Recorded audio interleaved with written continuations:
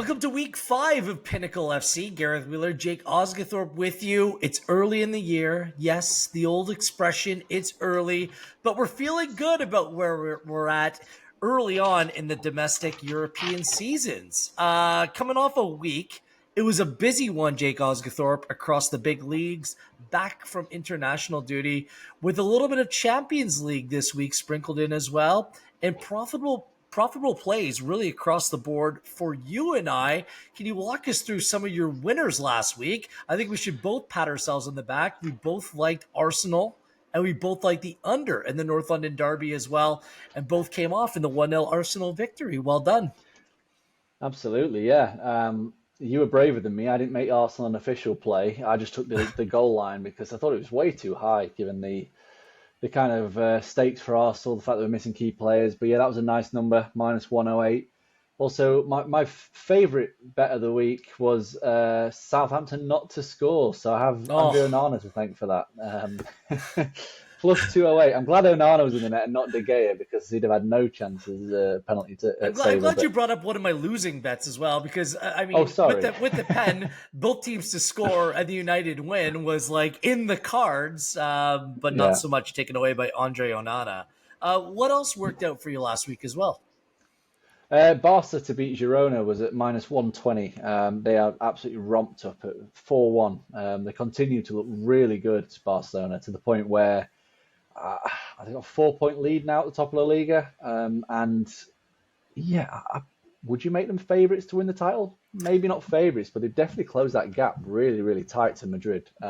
Very impressed with them. And enough about me. You had a pretty decent run as well. You had quite a few games covered and quite a lot of profit. Well, City, Brentford, both teams to score. That was a good one. Ollie Watkins to score.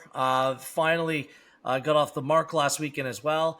Atalanta has become the team every week. You look at the total and you bet the over. It was well over between them and Fiorentina. Napoli with an outright win. And then we looked into the Champions League, 3 out of 4 plays, not bad. Sporting beating Lille. That line shortened by kickoff time last week with the number of Lille players out, but making the play early, that's why you listen to the podcast.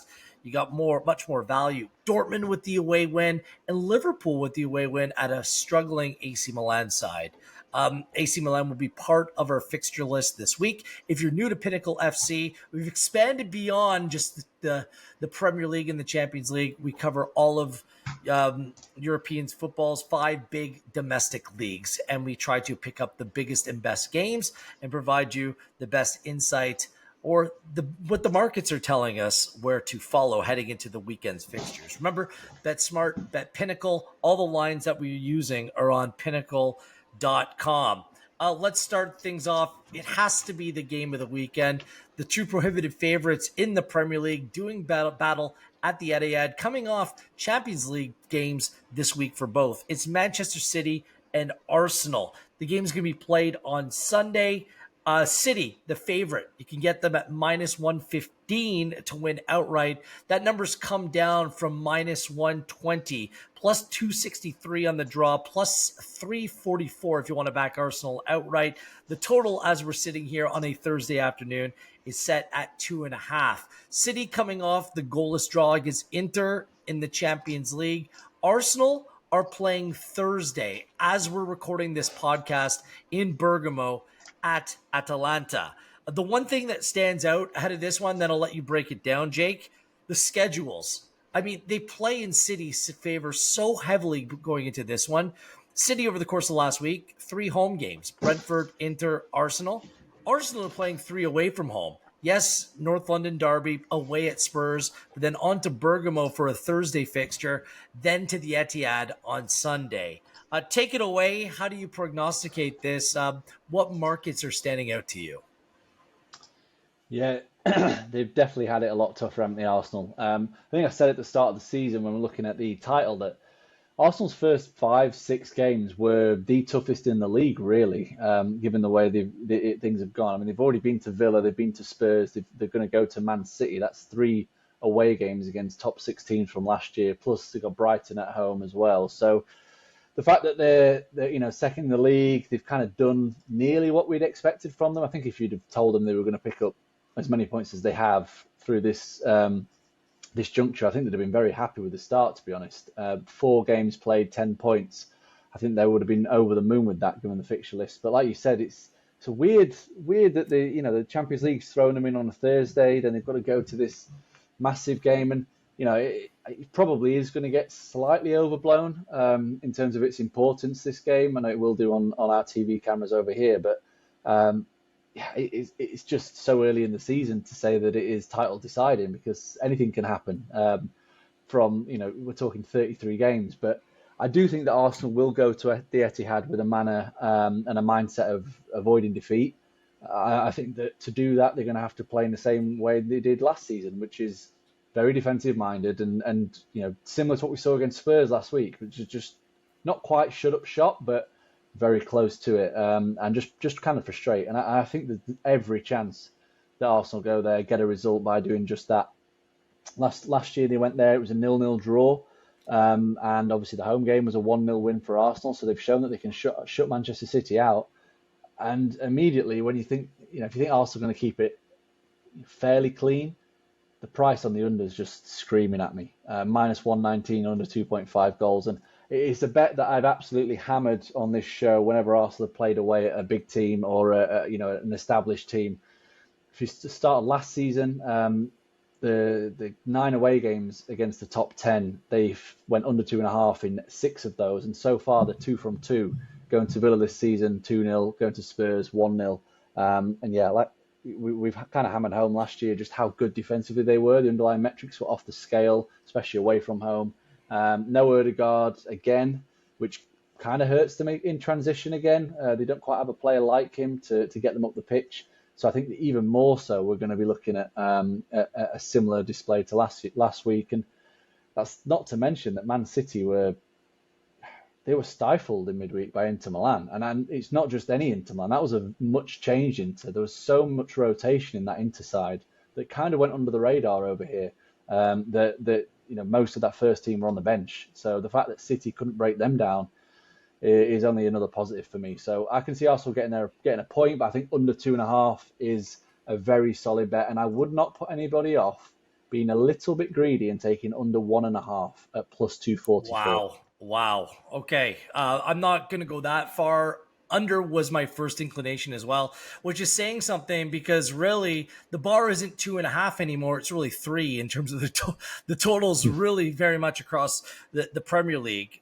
You mentioned Martin Odegaard out. Kevin De Bruyne, his status a little bit up in the air as well. The 2 creative players from a deeper lying area behind the number 9 for the respective teams could be both out. A little bit tricky with Arsenal playing right now to know what's going to happen. What I do know, City, the second best expected goals against in the Premier League through 4 games, and Arsenal have only conceded once. You mentioned the caginess of the games, the scores last year. Even take it to Man City when they play other quote-unquote title contenders in these pivotal matches, because Pep Guardiola feels they can beat the rest. It's these games they cannot afford to lose. So even last season, a couple 1-1 draws against Liverpool, both under the number. This is the way that Pep plays. I mean, your focus was on Arsenal. I look at City, like it's very a team that he names that is taking very little chances, and they're not willing to take risks in these games, which also plays to the under. Also, Arsenal under 5-5 before the Atalanta game as well. I'm going to get a little bit greedier, but not under 1.5. I'm going to combine this because I think the schedules do matter. I think City playing at home are the rightful favorites heading into this game. I think that Odegaard's a more significant loss than De Bruyne as well. How about parlaying a Man City win with under 2.5 at a whopping plus 331? So City and under 2.5 at plus 31. I'm going to make a full unit play on that one, along with the second play, a full unit play on the under. And that's going to be my hope. The trend says under, but also City to win 1 or 2-0. I can absolutely see that playing out. I still have a few questions about this Arsenal side. I don't have very many questions whatsoever with City. Is that a reach that you could see yourself making if you think it's going to be potentially a 1-0 game, one way or the other? The favorites, the easier schedule, the more rest, plus 331 with the defending reigning champions. It seems a good play to me.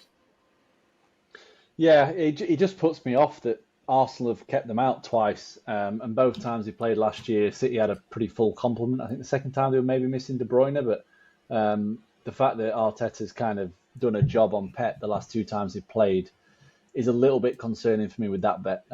I think the safe play, I honestly could see this being a draw. I wouldn't be surprised if it was 0-0. Anybody who, again, wants to get even greedier, back no goal scorer, because I think there's every chance this is just to cancel each other out. It's one of those that gets billed as like a huge, exciting game, and actually nothing happens because neither team want to lose. And yeah, especially if Arsenal had a full complement, I think I would be looking at maybe picking a winner. But the fact that Ødegaard's not playing, I think that we might see a Partey, Jorginho, and Rice midfield, which even tightens them up even more, makes them even more difficult to break down. Right. They went Rice, Partey, and Havertz in the Champions League match in Bergamo on Thursday. And last week it was Trossard, wasn't it, that played in the Trossard. 10. So yeah, they have options, but I just think going to City, they know they're going to be sat deep. They'd probably want extra protection plus the legs of Rice. So I just think the unders is a cracking bet. I think they really do, and it's actually just moved a little bit, minus 118 now as we're recording. So yeah, that's what I had down. It shifted out from 116, and now it'll float around that range. I don't think it'll go much higher than minus 120. The public will get on the total because it's a big game. You want to back these big players, especially if there are goals in the Thursday in the Thursday Champions League fixture for Arsenal as well. So we will see. So multiple plays there for the big one this weekend on Sunday in the Premier League. What else is making your Premier League card this weekend, Jake?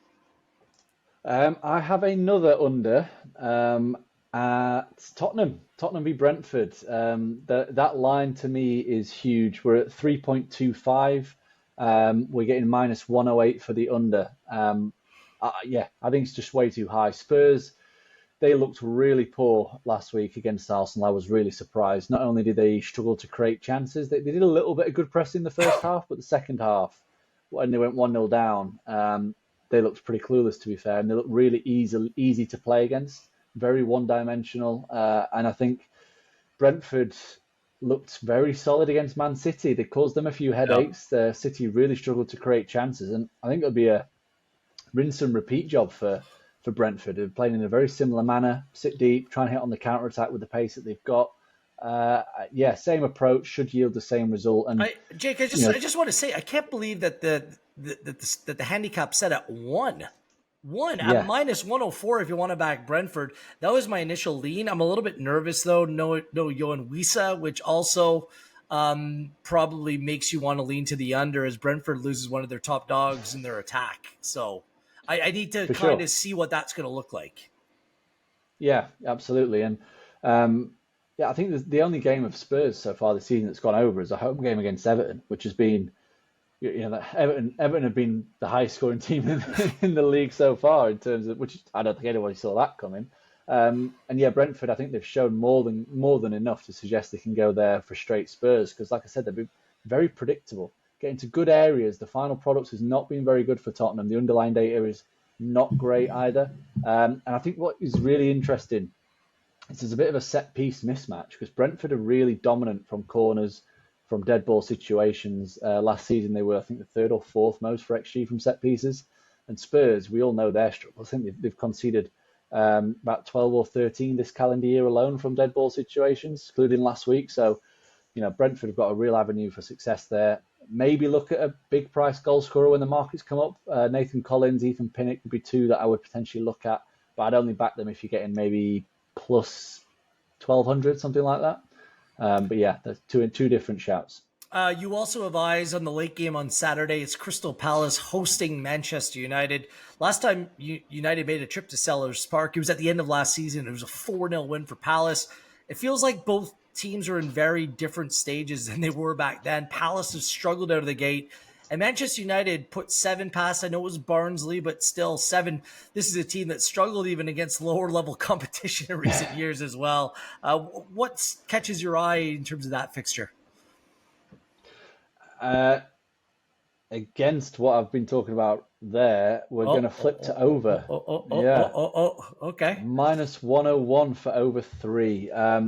it's potentially a bit of a reach, but it's more about Crystal Palace than it is Manchester United because ever since Oliver Glasner's taken charge, they've been free scoring at Selhurst Park, and the goals have really flown in. He's taken charge of 9 home games in the league. The record is 1-5, drawn 2, lost 2, and they've scored 24 times in those 9 games. And I think it's 8 of the 9 have gone over 2.5 goals as well. So obviously we need 3 here, and that would have landed in 6 of the 9. So Palace, for whatever reason, when they're playing at Selhurst, they are very gung-ho, very attack-minded. I think the fact that you're now seeing Nketiah and Mateta play up front with Eze in behind is only going to help this bet. They, as you said, they've not had a great start, and they'll probably have this down as a very winnable game against the Manchester United team that have still shown some vulnerabilities.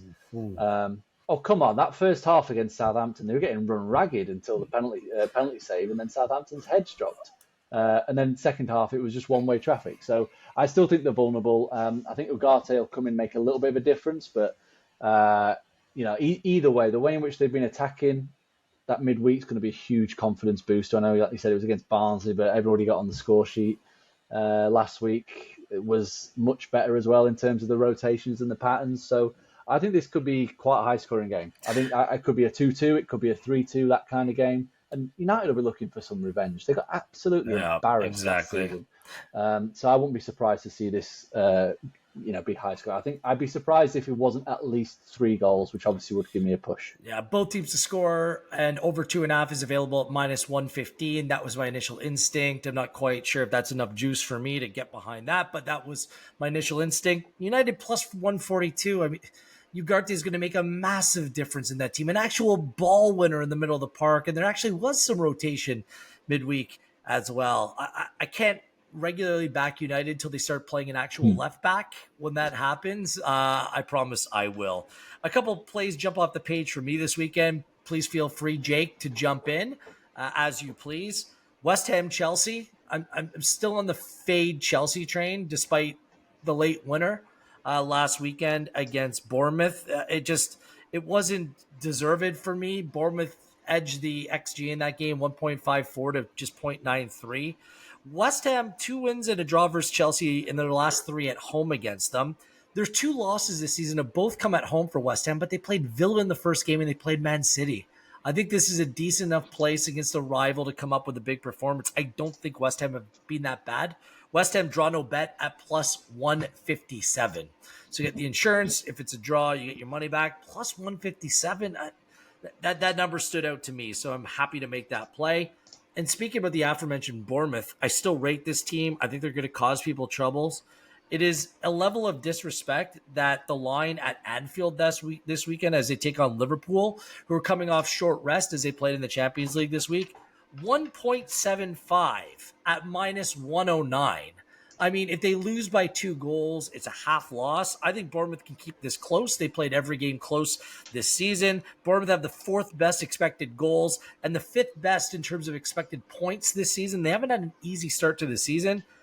Yes, Liverpool are the best in both of those categories, but I think that Bournemouth can keep this a little bit more tighter than what's being advertised. And the final play that I'll make, this one is pending. Fulham, Newcastle. Newcastle at plus 150 is a big old number. It's because Alexander Isak, he might have a toe issue, might have an eye issue. If he plays, I will lock in. I'm going to leave this to the last minute. If he's not going to play this weekend, then this will not be a bet I make.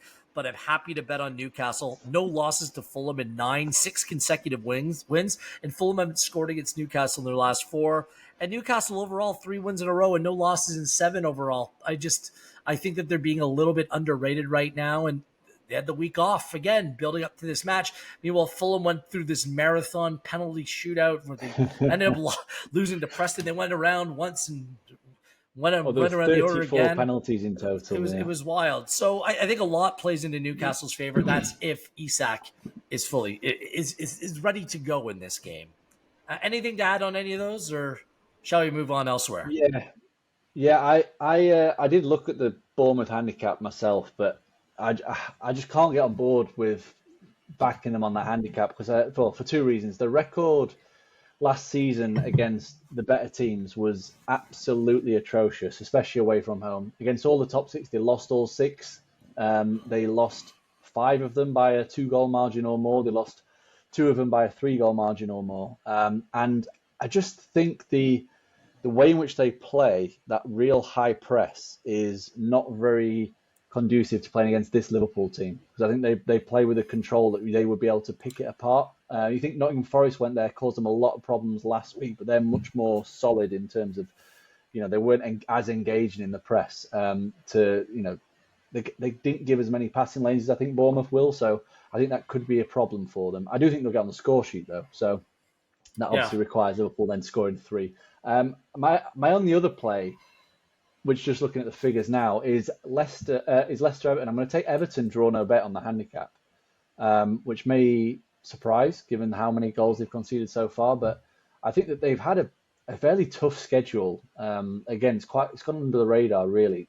They played obviously Brighton, who are a good side. Played Bournemouth, we rate quite highly, coming off the back of a defeat to Villa as well. So, and they played Spurs. This is the first kind of game against a fellow relegation rival, if you think Everton are going to be in that mix. And I think there's definitely positive signs in attack. They're Yeah. creating plenty of chances. And Leicester, for me, are still defensively vulnerable. I still think they're going to finish in the bottom 3. And I just think Everton's record last season against the teams that finish in the bottom half, or actually was against teams outside of the top 6, was really, really impressive. I think they only lost 3 of 13 away from home. So really, really good stuff from Everton. And I think this is the chance for them to bounce back. And boy, do they need it. Yeah, I'm happy to make that an official play as well. I didn't realize plus 104 on the draw no bet. That's a good number. Everton haven't been that bad at all times. It's just been moments or stretches where just everything goes against them. Yeah, I think that you're right. This is a good game for them to get off the mark. So I'm happy to make that an official play as well. A reminder, Pinnacle trusted for over 25 years with the best odds and the best payouts. Derby weekend in the Serie A as Inter Milan take on AC Milan. Both teams playing in the Champions League, both playing against Premier League sides. Inter with a goalless draw at the Etihad. AC Milan has been just a horrendous start to the season Awful. under Paulo Fonseca as they lose 3-1 at home to Liverpool. I made the Liverpool bet to win, but I thought I'd had to plug my nose a little bit. 3-1 going away, Jake. It's not great there. How are you prognosticating this game? Is there a bet to be made in the Derby game here? Yeah, I think so. I want to get Inter on side. I mean, having watched Milan in midweek, they were absolutely atrocious. I was actually gobsmacked at how bad they were. They were unorganised. The defensive errors on show were pitiful. And they looked disinterested, which Yeah. I was really concerned about, especially the forward players. Like Rafael Leao didn't look bothered. And I never saw him playing like that when Pioli was in charge. So I think there's something going on there. And I know that the fans there are very unhappy. There's a lot of unrest. And I think that a Derby Day defeat actually could spell the end for Fonseca. I think he could get sacked after this because the start to the season's been horrendous. And if they lose badly to Inter, he could be on his way. And we've already seen Roma sack their manager, Daniele De Rossi. He's already gone after Crazy. their poor start. So it wouldn't be a surprise to see another one this early in the season. It's just about how we go about this, really. Do you take Inter to win to 0? Was my initial thought. But then That was looking at mine the too. underlying data, I actually think it's better going the other way. Inter to win and both teams to score at plus 238. I know it might sound daft, they're coming off a 0-0 draw with Manchester City, but the way in which Milan have actually they've created plenty of chances. Like that hasn't been a problem in the Serie A whatsoever. That 1.9 expected goals, 4 per game. Defensively been all over the place, like we said. But yeah, Inter, they played on Wednesday, but they rotated heavily for that City game. You had no Martinez, no Dumfries. There's a couple of midfielders not playing as well. So they're going to be still as fresh as Milan. And I just think that they're going to outscore Milan. I think they could have their way with them defensively and really take the game to them. I could see them racking up a big score. And this bet actually landed in both games last season, which were surprisingly high scoring for Italian derby. Usually you immediately think I'd be like 1-0 or something. But yeah, there were big high scoring games which Inter came on top of. And I think that we're going to see more of the same. Fonseca, like I say, is going to be battling for his job. So he's going to be throwing the kitchen sink at this game.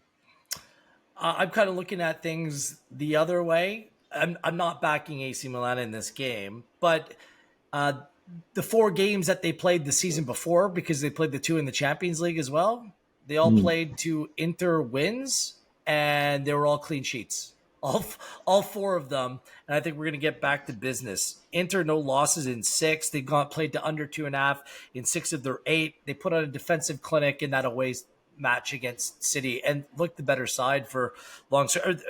The team that was more composed and more in control throughout that game. I'm going to go for another home run hitter here, much like the City Arsenal game. Inter to win and under 2.5 goals. So give them a 1-0, 2-0 victory. Plus 406. Plus 406 is a derby, guys. I think it's going to be the opposite because Fonseca is playing for his job. I think that things might stay tight and cagey early for a prolonged period of time. And then maybe in the second half, as they push, then Inter, as they do so often, end up striking in this game.